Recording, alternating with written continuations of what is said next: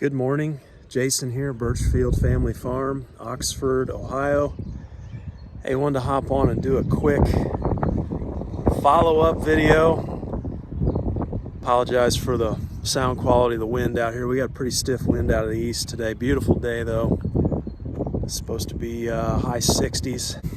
Yeah, I wanted to follow up on the seed video. I know quite a few things I left out. It was a long video. But I wanted to go over, first of all, some of you were asking about the sourcing of the seeds, kind of where I'm getting different seed. And like I say, most of it, it's piecemeal together. I order some of it locally. But a few of those main components, I can say, the alfalfa, especially the perennials, the alfalfa, the clover, and that Kentucky 32, those came from Green Cover, greencover.com. I think that's Dale Strickler's deal there. They're mainly specializing though in cover crop mixes is what they're doing. So I got on there hoping to find a pasture mix, and I can't really find anything I like. Anyway, I'm out here today and we sowed. I was telling you about those oats. We got some bare spots. We sowed those on Tuesday. Today is Sunday. Let's take a look here. See if we got any activity. Okay, so you can see this this area here. This is where the cattle were kept over the winter. You can see out in here, I mean, we're looking pretty good grass-wise. But, you know, over there, threw some hay out along that fence line. Back here, you know, hay, that's where we were throwing that hay out from the hay barn there over the fence.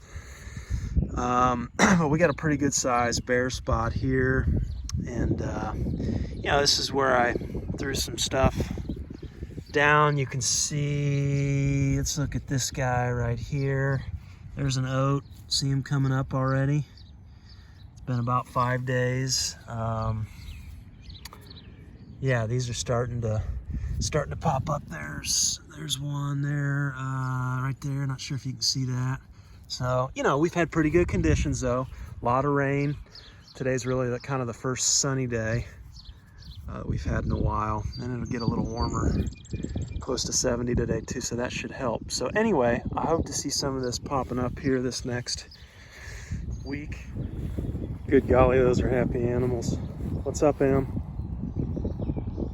Well, Patrick's keeping watch back there. That's what I like to see. Okay, I wanted to bring you out here. Not sure if you can kind of see this line, but we added 2 new paddocks this year over here. This was our strip from paddocks from last year, but you can kind of see the line here. That's where the cattle, we rented this section of pasture, and the cattle were kept here all the time, and they wore this line down. And I came out here early on, and I just am making the point here, you can frost seed some of the real early stuff like the pea and the clover right there. Right there's a pea, forage pea, and you know, a lot of this clover coming up. So this strip that we put the seed down on is, and that's looking good, looking real good. There's another forage pea here coming up. It's gonna kind of vine, but also wanted to bring you out here in the pasture and just make the point on soil temperature. Talk a little bit about that. Now that nitro graze, that's going to need a minimum of 42 degrees to germinate. Let's pick a spot here in the thick grass and go down maybe 3 inches. Let's see what we've got here. Okay, so just a compost thermometer here, but at least it gives us some kind of an idea. It looks like right on about 55 degrees down, about 3 inches. So, you know, that gives us an idea. If we're broadcasting on the surface, might be a little warmer, but 50, 53 it looks like. So I can definitely recommend Green Cover seed for a few of those seed components. I had one of the shipments they sent to me. The bag was broken when I got it. Lost some seeds, some of that nitro graze alfalfa. Sent a message to them, and they had a new seed packet out to me. No questions. They were really good to deal with. So I would recommend them there at green cover seed. Now the Sericea lespedeza, that's gonna be a little more tricky. That came from a company in Alabama, I believe, Sims Brothers, and they kind of got the I don't want to say patent, but kind of the rights to that seed. It's called AU Grazer, and you know, pretty expensive. Now I have ordered the pellets. If you don't want to go with the seed, the lespedeza pellets, those have been fairly effective. New Country Organics, I'll get those from New Country Organics, have them delivered as far as the pellets go. The rest of that seed, you know, the oats are sourced locally. Oh, the fodder beet, that was from a company, I believe, on the West Coast called Ever Wild Farms, but it's W-I-L-D-E. I think they're out of California. That's where that the beet seed came from. I'm trying to think of what else was in that mix. A lot of the other stuff just came locally. We got a local feed supplier. I can get a lot of that stuff through, and you know, less expensive that way.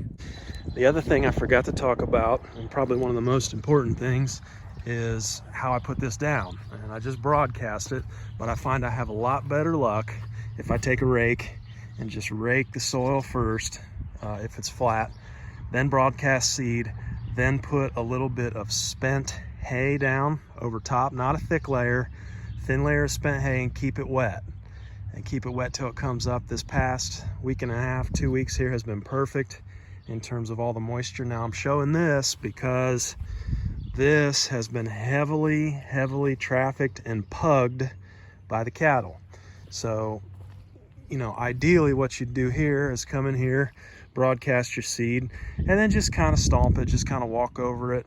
You know, I guess you could rake it a little bit. It's gonna be tough to rake, but just get that seed down in there and, you know, kind of walk over it.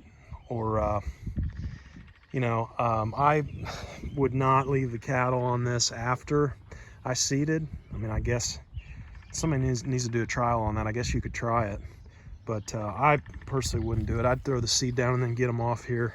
Just kind of walk it, flatten it down, especially if it's real wet like it is now. And then I'd probably string this netting around here so that they couldn't get on it, and then let that seed come up. But under normal circumstances, I'm raking, broadcasting, put a little hay down, keep it wet. Couple 3 weeks, that stuff's up and going. So anyhow, I hope that helps somebody. As always, we never claim to be experts here, just ordinary folks trying to give it a go. So happy Mother's Day too to all you moms out there, especially my mother and my wife.